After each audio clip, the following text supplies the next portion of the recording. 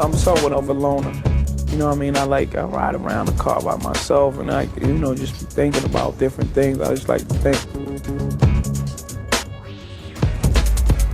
I think about my day, I think about future. I come up with a lot of songs driving also. Seeing the environment just flash before you and things like that.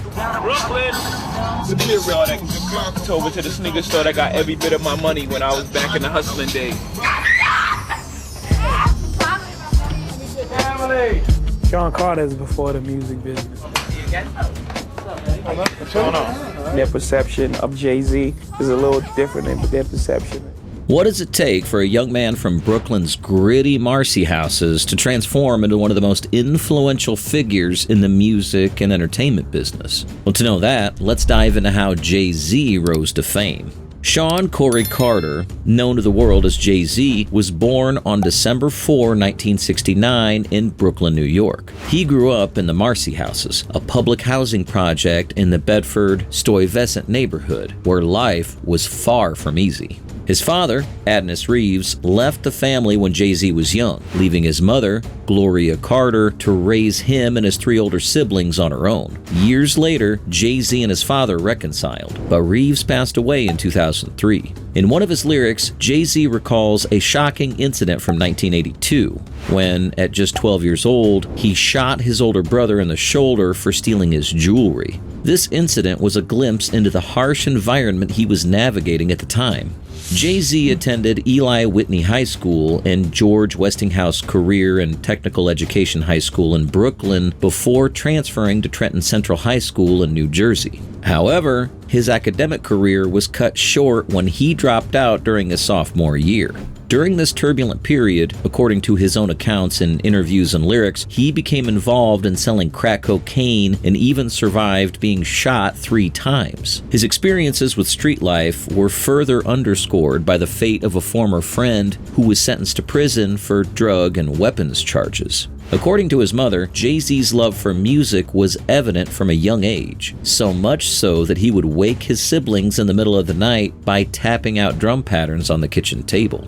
Recognizing his budding passion, she gifted him a boombox for his birthday, which ignited his journey into the world of music. He began freestyling and writing lyrics, earning the nickname Jazzy around his neighborhood. This moniker eventually evolved into his iconic stage name, JayZ, a nod to his mentor, Jazzo. In the late 1980s and early 1990s, JayZ could be heard making brief appearances on several of Jazzo's tracks. Do you remember the first time you rapped on stage at a real concert? Yeah, I forgot the lyrics.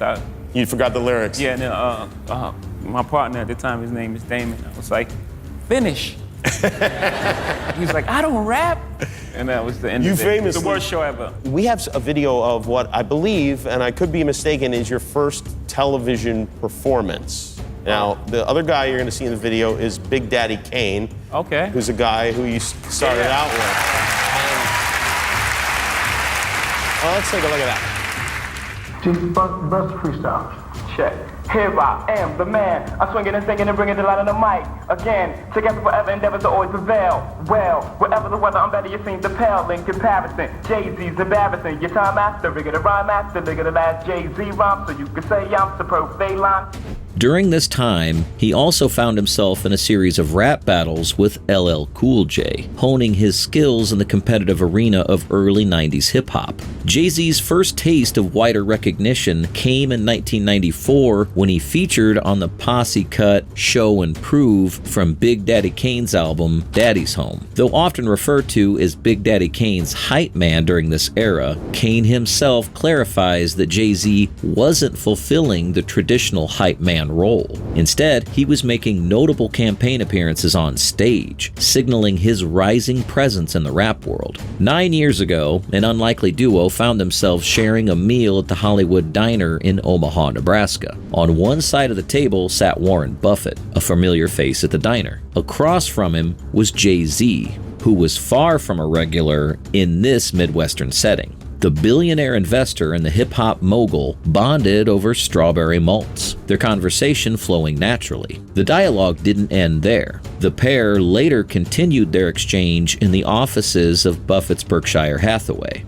At the time, Buffett was 80 years old and left the encounter thoroughly impressed with the artist, who was 4 decades his junior. Jay is teaching in a much larger classroom than I ever could, Buffett remarked. For the youth of today, he's the one to watch and learn from. This meeting, first chronicled in Forbes' 2010 Forbes 400 package, revealed that JayZ already had a clear vision for building his own billion-dollar empire. As JayZ put it, from the beginning, hip-hop has always been aspirational. Fast forward less than a decade, and that aspiration has become a reality. JayZ's fortune now sits at a conservative estimate of $1 billion, placing him among a rare group of entertainers to reach billionaire status and making him the first in the world of hip-hop to do so. He owns his own record label, clothing line, and movie production company, generating almost $500 million a year in sales. It's no coincidence that he named his record label Rockefeller. It's an amazing achievement for a man who grew up in one of New York's toughest housing projects. He's living the 21st century version of the American dream, straight out of the hood.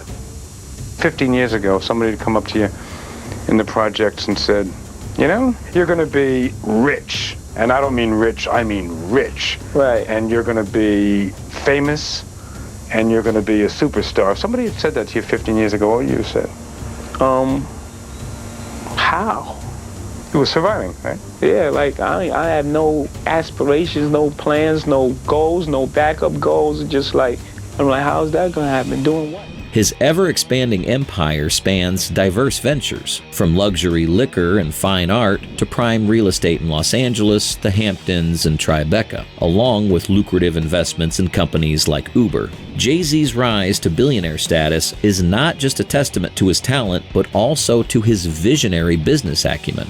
Determined to carve his own path, he launched his own label, Rockefeller Records, to release his 1996 debut album, Reasonable Doubt. That bold move set the stage for an extraordinary career, one that has seen him release 14 #1 albums, earning 22 Grammy Awards, and rake in over $500 million in pre-tax earnings within just a decade. What truly sets JayZ apart is his early understanding that real wealth comes from owning your own brands. Instead of simply endorsing others, he built his own empire. He launched the Rockaware clothing line in 1999, which he sold to Iconics for $204 million in 2007.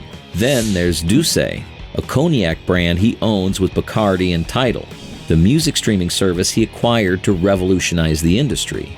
For Kasim, Swiss Beats Dean, the super producer behind some of JayZ's biggest hits like On to the Next One and Beyoncé's Upgrade You, JayZ is more than just a successful artist. He's a cultural blueprint. JayZ has seamlessly blended his music with his business ventures, particularly when it comes to the $300 gold bottles of Ace of Spades champagne.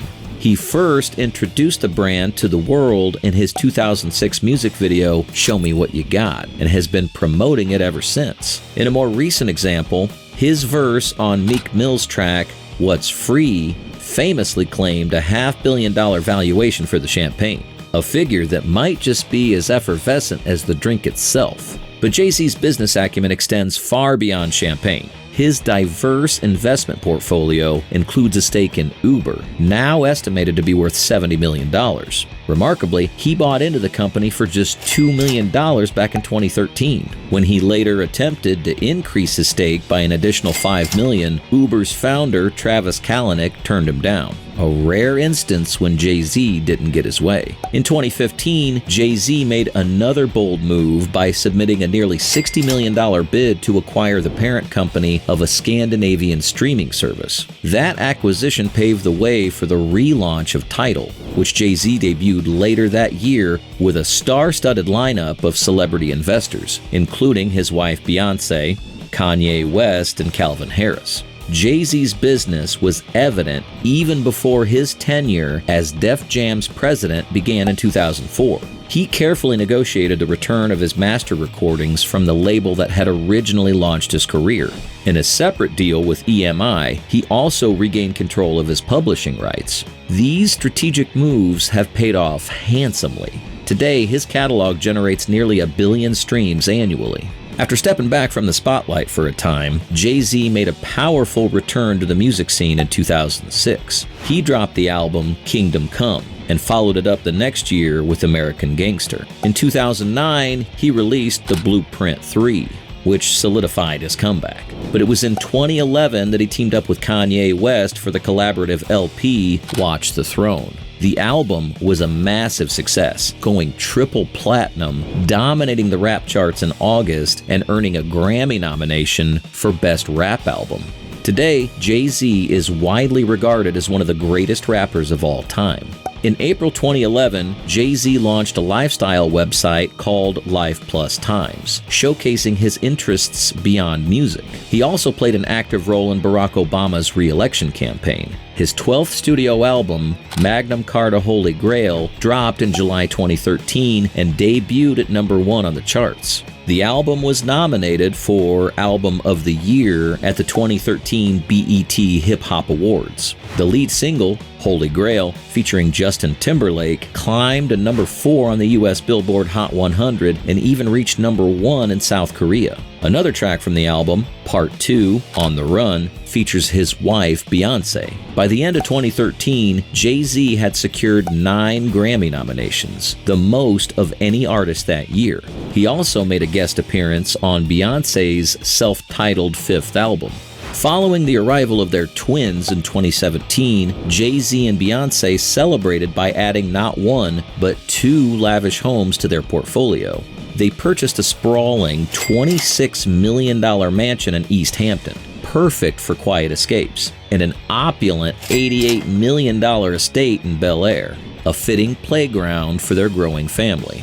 However, JayZ's real estate holdings also include a chic Tribeca penthouse, which he acquired in 2004 for $6.85 million, further cementing his status as a savvy investor in luxury properties. As of 2024, JD stands as the wealthiest musical artist in the world, with an astonishing net worth of $2.5 billion.